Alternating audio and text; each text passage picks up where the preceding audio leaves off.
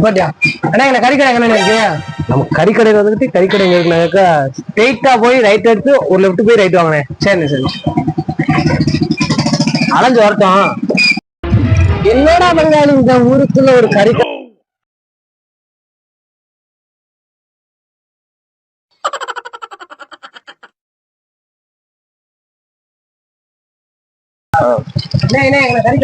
இந்த ப்ரோ இருக்கு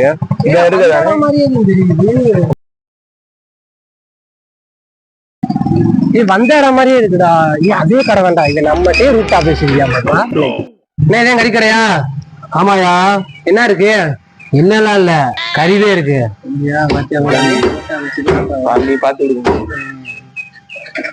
சரி கறி எவ்வளோ? 400 ரூபா. என்ன 400வா? புரியலையா?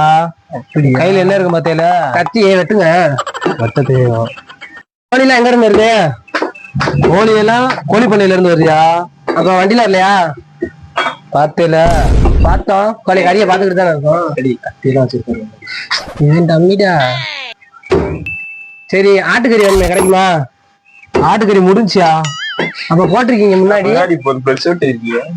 முடிஞ்சியா? அன்னைக்கு நீங்க போட்டிருக்கீங்க, அப்புறம் கொடுக்க வேண்டாம் கஸ்டமருக்கு. விற்பனைக்கு இல்லையா? லெக்ஸ் நான் கேட்கல. லெக்ஸ் வேணா பேசிட்டு போயா, வேற என்ன செய்ய? ஏன்னா முன்னாடி பிறகு நான் போட்டிருக்கீங்க. வந்ததுல இருந்து ரூட்டா பேசிக்கிருக்கீங்க நம்மகிட்ட. என்ன கொடுத்து விட்டுருவோமா? இப்படி எடுத்து போட்டு விடுங்க. என்ன போங்கடா, விளையாண்டுக்கிட்டு இருக்காங்கடா, போங்கடா.